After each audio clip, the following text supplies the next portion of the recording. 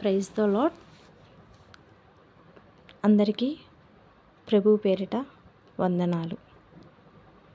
మరి మనం ఈరోజు ధ్యాన అంశంగా కీర్తనలు 1వ అధ్యాయము 1వ వచనం నుంచి 3వ వచనం వరకు ధ్యానం చేసుకుందాం. దుష్టుల ఆలోచన చొప్పున నడవక, పాపుల మార్గమున నిలవక, అపహాసకులు కూర్చుండే చోట కూర్చుండక, యెహోవా ధర్మశాస్త్రం నందు ఆనందించుచు దీవారాత్రము దానిని ధ్యానించువాడు ధన్యుడు. అతడు నీటి కాలువల యొరన నాటబడినదై ఆకు వాడగా తగిన కాలమందు ఫలమిచ్చు చెట్టు వలె ఉంటాడని వాక్యం సెలవిస్తుంది. మరి ఈ లోకంలో 3 రకాల మనుషులు ఉంటారని, దుష్టులు, పాపులు, అపహాసకులు. ఈ 3 కేటగిరీ మనుషుల దగ్గర వాళ్ళతో స్నేహం చేయకుండా మనము ఏం చేయాలని వాక్యం సెలవిస్తుందండి? దేవునితో స్నేహం చేయాలని, దేవునితో మన యొక్క బాధలు, కష్టాలు అన్నీ చెప్పుకుంటూ దేవుని వాక్యాన్ని మన హృదయంలో ఉంచుకున్నట్లయితే మనం ఒక మంచి మార్గంలో చెట్టు ఈ విధంగా నీటి కాలువల యొద్ద నాటబడిన చెట్టు ఆకు పచ్చగా ఉండి మంచిగా పెరిగి పెద్దదై ఫలాలు ఇస్తూ అందరికీ ఆశీర్వాదకరంగా ఆ చెట్టు ఏ విధంగా ఉంటుందో మన యొక్క జీవితం కూడా ఆశీర్వాదకరంగా ఉండాలంటే దేవుని వాక్యాన్ని ధ్యానించాలి. ఆ వాక్యాన్ని మన హృదయంలో ఉంచుకొని ఉండాలి. ఎగ్జాంపుల్స్కు చూసుకున్నట్లయితే యేసేపు జీవితం మనందరికీ తెలుసు. యేసేపు కష్ట సమయంలో మరి అన్నల చేత అమ్మివేయబడ్డాడు వేరే దేశానికి. అక్కడ యేసేపు ఏం చేశాడంటే, యేసేపు హృదయం నిండా ఏముంది? వాక్యం ఉంది.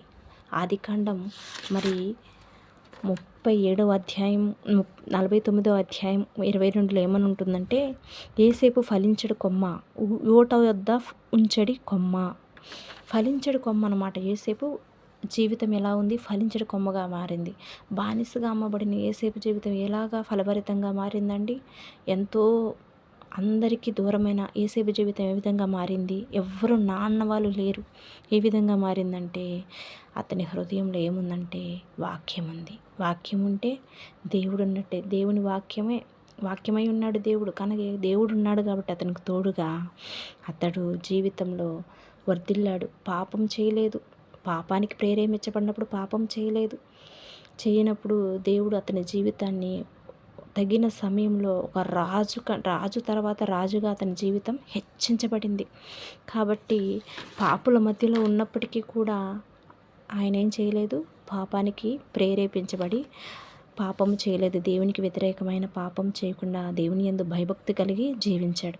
కాబట్టి మన జీవితం కూడా దేవునికి భయం కలిగి భక్తి కలిగి జీవించాలి అంటే మన హృదయంలో ఏముండాలంటే వాక్యం ఉండాలి. కీర్తనలు 119:11లో నీ ఎదుట పాపము చేయకుండా ఉన్నట్లు నా హృదయంలో నీ వాక్యం ఉంచుకొని ఉన్నాను.